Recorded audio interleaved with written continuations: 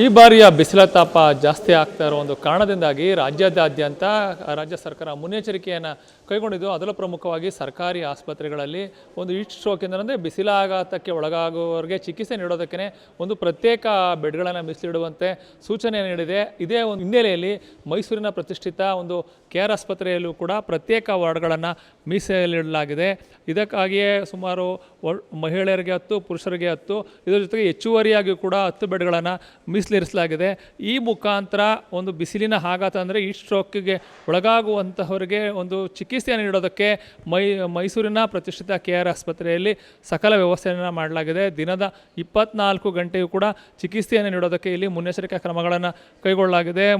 ನುರಿತ ವೈದ್ಯರ ಜೊತೆಗೆ ದಾದಿಯರು ಸೇರಿದಂತೆ ಇನ್ನಿತರ ಸಿಬ್ಬಂದಿಗಳು ಇಲ್ಲಿ ಇದ್ಕೊಂಡು ಬಿಸಿಲಿನ ಆಘಾತಕ್ಕೆ ಒಳಗಾಗುವಂತಹವರಿಗೆ ಪ್ರತ್ಯೇಕವಾಗಿ ಚಿಕಿತ್ಸೆ ನೀಡೋದಕ್ಕೆ ಇಲ್ಲಿ ಸಕಲ ಒಂದು ಸಿದ್ಧತೆಯನ್ನು ಮಾಡಿಕೊಳ್ಳಲಾಗಿದ್ದು, ಇಲ್ಲಿ ಚಿಕಿತ್ಸೆ ಸಂಪೂರ್ಣವಾಗಿ ಉಚಿತವಾಗಿರುತ್ತೆ ಅನ್ನೋದು ಮಾತನ್ನು ಒಂದು KR ಆಸ್ಪತ್ರೆಯ ಒಂದು ಡೀನ್ ಆಗಿರುವಂತಹ ಶೋಭಾ ಅವರಿಗೆ ಮಾಹಿತಿ ನೀಡಿದ್ದಾರೆ. ಒಟ್ಟಾರೆಯಾಗಿ ಈ ಬಾರಿಯ ಒಂದು ಪ್ರಖರ ಬಿಸಿಲಿನಿಂದಾಗಿ ಜನರು ಅಲ್ಲಲ್ಲಿ ಕುಸಿದು ಬೀಳ್ತಾ ಇರುವಂಥ ಘಟನೆಗಳು ನಡೀತಾ ಇದ್ದು, ಆ ರೀತಿ ಅತಿಯಾಗ ಬಿಸಿಲಿಗೆ ಒಂದು ಆಘಾತಕ್ಕೆ ಒಳಗಾಗೋರು ಮೈಸೂರಿನ KR ಆಸ್ಪತ್ರೆಗೆ ಬಂದರೆ ಒಂದು ಉಚಿತವಾದ ಚಿಕಿತ್ಸೆಯನ್ನು ಸಕಾಲದಲ್ಲಿ ನೀಡೋದಕ್ಕೆ ಎಲ್ಲ ತಯಾರಿಯನ್ನು ಮಾಡಿಕೊಳ್ಳಲಾಗಿದ್ದು, ಯಾರೂ ಕೂಡ ಒಂದು ರೀತಿಯ ಆತಂಕಕ್ಕೆ ಒಳಗಾಗಬಾರ್ದು ಅನ್ನೋ ಮಾತನ್ನು ಕೂಡ ವೈದ್ಯಾಧಿಕಾರಿಗಳು ಇಲ್ಲಿ ನೀಡಿದ್ದಾರೆ ಅಂತ ಹೇಳ್ಬೋದು.